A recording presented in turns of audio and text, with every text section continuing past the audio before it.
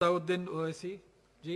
बहुत शुक्रिया जनाब चेयरमैन साहब। मैं सदर जमहूरिया के खुतबे के मोशन के खिलाफ बोलने के लिए खड़ा हुआ हूं और मैं अपनी बात का आगाज उस मुल्क का नाम लेकर करना चाहता हूं जिसका नाम लेने से हमारे मुल्क के वज़ीर आज़म डरते हैं और कांपते हैं। उस मुल्क का नाम चाइना है और इस चीन ने 45 साल के बाद भारत और चीन की सरहद पर हमारे 20 सिपाहियों को मार दिया और उनकी मौत, उनकी शहादत रायगा जाने दे रही हुकूमत।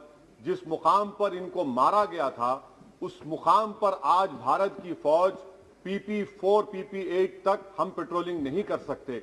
आज अरुणाचल प्रदेश में चीन, भारत के LAC में चीन ने गांव को बसा दिया। ये सरकार चीन से लफ्जी तौर पर इस बात का एहतजाज करने की ताकत नहीं रख सकती कि आपने भारत के LAC के अंदर एक गांव को बना दिया। नकुला सिकम में चीन घुस रहा है। आखिर क्या डर है उस हुकूमत को और खास तौर से वजीर आजम को कि वो चीन का नाम लेने से डरते हैं?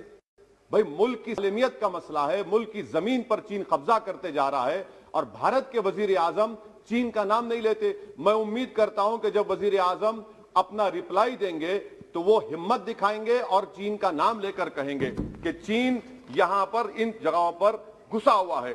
सर, चीन आज भी अपना इंफ्रास्ट्रक्चर बढ़ा रहा है, वहां पर फौज को बढ़ा रहा है। मैं सरकार से जानना चाहता हूं कि जब बर्फ पिघल जाएगी दोबारा चीन हमला करेगा भारत की फौज पर, तो आप इसके लिए क्या तैयारी कर रहे हैं? और सर, मैं ये तकरीर इसलिए भी कर रहा हूं क्योंकि मैं एक आंदोलन जीवी हूं। मैं एक आंदोलन जीवी हूं, मुझे उसका फख्र है, इसलिए मैं खुल के बोल रहा हूं। अल्फाज छाप कर, किसी से डर कर बोलना मेरी फितरत में नहीं है। अफसोस तो इस बात का होता है सर कि जिस जगह पर हमको इंफ्रास्ट्रक्चर बनाना था हमने टिकरी पर बना दिया। जिस जगह पर हमको वो इंफ्रास्ट्रक्चर बनाना था हमने सिंगूर में बना दिया। जो इंफ्रास्ट्रक्चर की जरूरत थी हमने गाजीपुर पर बना दिया, अरुणाचल प्रदेश में नहीं बनाया। आखिर हो क्या रहा है? क्या किसान से जो बर्ताव किया जा रहा है वो ऐसा लग रहा है कि वो चीन की फौज बनी हुई है और जो चीन की फौज से बर्ताव किया जाना था आप किसानों से कर रहे हैं? तो मैं इस हुकूमत से जानना चाहता हूं कि इंफ्रास्ट्रक्चर और ये किसानों से क्यों जुल्म किया जा रहा है? सर, यहां पर ये तीनों कानून को लेना पड़ेगा वापिस आपको, आपकी अना को थोड़ा मिटाना पड़ेगा और तीनों कानून को वापस लेना पड़ेगा। सर, यहां पर मेरे को साहिर लुधियानवी का एक शेर याद आ रहा है। मैं साहिर लुधियानवी के साथ माजरत के साथ उस शेर में तरमीम करके कहना चाहूंगा कि जो मौजूदा हालात पर के साहिर लुधियानवी का शेर को थोड़ा तब्दील करके कि चीन पर करम, किसानों पर सितम, रहने दे थोड़ा सा भरम, ऐ जाने वफा ये जुल्म ना कर। ये साहिर लुधियानवी ने कहा था। हाँ, आपसे पूछ के करेंगे क्या? आप तो टुट्टे शायर हैं, ना शायरी आती है आपको, ना जौक है, ना कुछ है, बोले जाते हैं क्या क्या बोलते हैं आपको ही मालूम। बहरहाल सर, ये जो किसानों का कानून है इसमें क्या काला है? काला इसमें यह है कि इस हाउस को एग्रीकल्चर स्टेट सब्जेक्ट है और कहां लिखा है संविधान में? एंट्री 14, एंट्री 28, शेड्यूल 7 में। और यह फेडरलिज्म के खिलाफ है। केशवानंदा भारती खास तौर पर कहता है कि फेडरलिज्म बेसिक स्ट्रक्चर है। तो यह सबसे बड़ा काला है। और सर, यह पूरा किसानों के एजिटेशन से क्या बात मालूम हुई कि सरकार को इस लोकसभा की अजमत, इसकी खूबसूरती की कोई इनके पास हैसियत नहीं है। सरकार इस ऐवान से डरती नहीं है। सरकार किससे डरती है? जब लोग रोड पर निकल कर आते हैं तो मोदी जी की नींद हराम हो जाती है। तो वही आप पैगाम दे रहे हैं कि लोग रोड पर निकले तो सरकार कहती है कि हम 1.5 साल तक कानून को मुलतवी कर देंगे।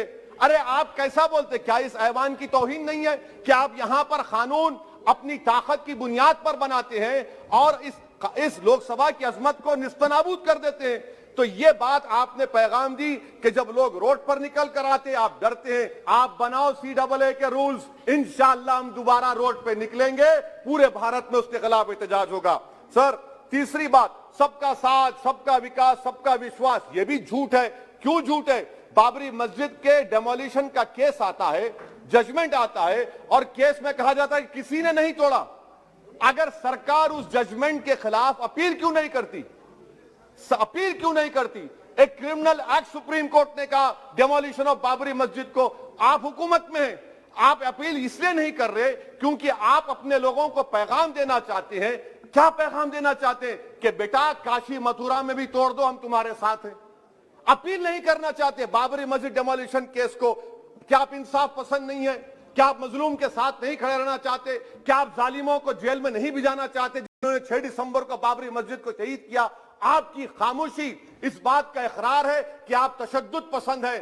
आप जबर के नाम पर आपके पास कानून की बालादस्ती का कोई रोल नहीं है। सर, चौथा पॉइंट, आंदोलनजीवी पैरासाइट। सर, जमहूरियत की बका के लिए, संविधान की बका के लिए आंदोलन करना जरूरी है। और वजीर आजम या कोई बरसर इख्तिदार जमात के लोग अगर आंदोलनजीवी पैरासाइट का लफ्ज इस्तेमाल करेंगे तो मैं याद दिलाना चाहता हूं सर आपके जरिए से इस हुकूमत को कि हिटलर ने जर्मनी में यहूदियों के खिलाफ इनको कॉकरोचेस का, टर्माइट्स का, उसके बाद 20 मिलियन, आप देखते हैं कि 2 मिलियन से ज्यादा यहूदियों को गैस के चेंबर में डाला गया। इस तरह के अल्फाज इस्तेमाल करने से क्या आप भारत में वही जर्मनी की तारीख को दोहराना चाहते हैं? और सर आप सुन लीजिए।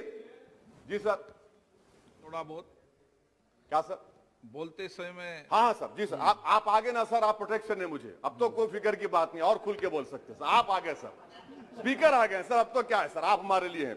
सर, यहां पर आंदोलनजीवी आंदोलन नहीं करना। अरे किसी शायर ने अच्छा कहा था कि जिसमें ना हो इनकलाब, मौत है वो जिंदगी, रूह है वम की हयात, कश्मकश है इनकलाब। सर, अब फॉरेन पॉलिसी पे आ जाइए। किसी इना मीना डीका ने ट्वीट किया, आपने परेशान हो गए। इना मीना डीका ने ट्वीट किया, आप खड़े हो गए। अरे कौन सी फॉरेन पॉलिसी है आपकी? भारत के अतराफ में जितने पड़ोसी हैं, चीन हमला किया, कौन सा एक पड़ोसी है जो चीन के खिलाफ बोलता है? बताइए। कोई नहीं बोलता, मुंह नहीं खोलता।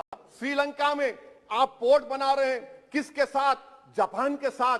किसको काम मिल रहा था? आपके नूरे नजर को, आपके नूरे नजर को, आपके चहीते नूरे नजर को। श्रीलंका ने कहा हम भारत को नहीं बनाने देंगे टर्मिनल पोर्ट यहां पर। आप बताइए फॉरेन पॉलिसी। सर, नेपाल का वजीर आजम कहता है कि भारत से ताल्लुकात उस वक्त तक बहाल नहीं होंगे जब तक कि भारत नेपाल की जमीन वापस नहीं करता। कहां सो रहे हैं सर आप? पड़ोस में कोई हमारा दोस्त नहीं है। चीन बांग्लादेश से कोविड की बात करता है, अफगानिस्तान से अमेरिका छोड़कर जा रहा है। क्या आपके पास कोई पॉलिसी है गनी हुकूमत को सपोर्ट करने की? आपके पास कोई पॉलिसी नहीं है। अच्छा सर, एफडीआई का मतलब अब समझाता हूं मैं। एफडीआई का मतलब यह है कि 5 फरवरी को ब्रैड शर्मन जो अमेरिका के रिप्रेजेंटेटिव, उनके पास भारत के अमेरिका के सफीर गए, तो ब्रैड शर्मन ने ट्वीट कर कहा कि भारत सरकार को इंटरनेट खोलना चाहिए, भारत सरकार को पीसफुल प्रोटेस्ट करना चाहिए। कौन होता है ब्रैड शर्मन जो भारत को सिखाए? ये एफडीआई है। और भारत सरकार का डिप्लोमेट, एम्बेसडर बैठकर उनका लेक्चर सुनता है, और उसके बाद क्या होता है? 3 दिन के बाद आप कश्मीर में इंटरनेट खोल देते हैं। ये आप एफडीआई कर रहे हैं, हम नहीं कर रहे हैं। अच्छा, बात कश्मीर की आई। कौन है इम्तियाज, कौन है अबरार, कौन है इब्रार? इनको शोपियान में एनकाउंटर पर मार दिया गया, प्रूव हो गया। और ब्रिगेडियर आरा सेक्टर का जिसने इनको टेररिस्ट कहकर मारा, उसको अवार्ड देते हैं आप। सर, इन मरने वाले कश्मीरियों के लिए कौन रोएगा? क्या वजीर आजम रोएंगे? क्या वजीर आजम रोएंगे? क्या कोई रोएगा? अच्छा सर, एक और बात सर, एक और बात। हाँ, एक और बात आई कि शादी के घर में गुस्सा होता है। अरे ये कौन सी शादी की बारात है कि 18 लाख करोड़ टैक्स मिलता है और 36 लाख करोड़ ये सरकार खर्चती है? क्या शादी कर रहे हैं आप? वाह वाह, माने वाकई में आपकी इकोनॉमिक पॉलिसी को सलाम कि 18 लाख करोड़ टैक्स में मिलते हैं, 36 लाख आप लोग शादी में खर्चते हैं। मुबारक हो आपको, बड़ी शानदार घर है ये शादी का। अच्छा सर, दिल्ली का लॉ एंड ऑर्डर, 1 साल में 3 बड़े दंगे हो गए। एडवोकेट्स पुलिस, उसके बाद CAA का राइट हुए 50 से ज्यादा, उसमें लोग मारे गए। 20 से ज्यादा मसाजिद को नुकसान जला दिया गया। 26 जनवरी। सर, क्या ये सरकार जिम्मेदार नहीं है? 2 मिनट सर, क्या ये सरकार जिम्मेदार नहीं है? आपकी सरकार है, आपका होम मिनिस्टर, आप रोक नहीं पा रहे। आपकी कमजोरी और आपकी नादानी की वजह से, आप में दूरअंदेशी नहीं है, आप उसको अलाउ कर रहे हैं। और फैजान के कातिल कौन है? क्यों नहीं पकड़ा फैजान के कातिल को आपने अब तक?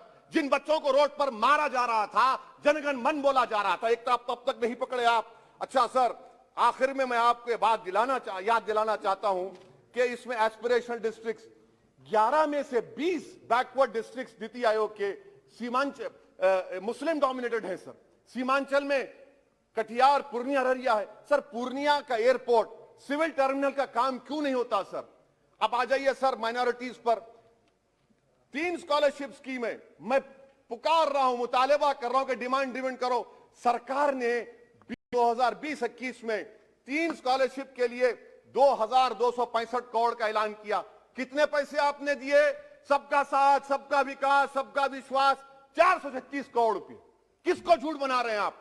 पढ़िए आप लोग। अच्छा सर, उसके बाद आप देखिए कि कितने लोगों को कितने माइनॉरिटी स्कॉलरशिप नहीं मिली। 42 लाख 36,000 माइनॉरिटी स्कॉलरशिप नहीं मिली। और सबसे ज्यादा इलिटरेसी मुसलमानों की है, लेडीज की है। आप बोलते नहीं है। इसीलिए सर मैं आखिर में आपके जरिए से हुकूमत से अपील कर रहा हूं कि आंदोलन होगा, नाइंसाफी के खिलाफ आवाज उठेगी, संविधान को बचाया जाएगा। नरेंद्र मोदी भारत के वजीर आजम है, दिल्ली सल्तनत के बादशाह या जहांपनाह नहीं है। जिल्ले लाही का दौर खत्म हो चुका है, जहांपनाह का दौर खत्म हो चुका है। मोदी की आंखों में आंखें डालकर उनकी गलतियों को बोला जाएगा। इसलिए शायर ने कहा था कि जो चुप रहेगी ज़बान खंजर, लहू पुकारेगा आस्ती का। बहुत बहुत शुक्रिया सर।